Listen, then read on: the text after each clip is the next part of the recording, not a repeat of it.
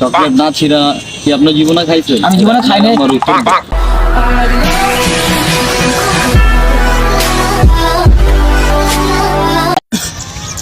শোনো বন্ধুরা, আমার পকেটে একটা চকলেট আছে, ঠিক আছে?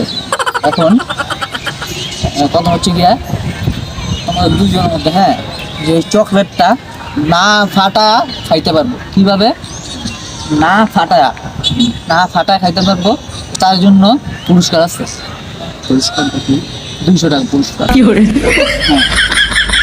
নগদ নাকি বিকাশ? না নগদ, একদম নগদ আছে ভাই, ঠিক আছে? আমি চকলেটটা বাইক করতে কারণ এটা না ছিঁড়া না ফাটা খাইতে হইব। কে আগে নিব?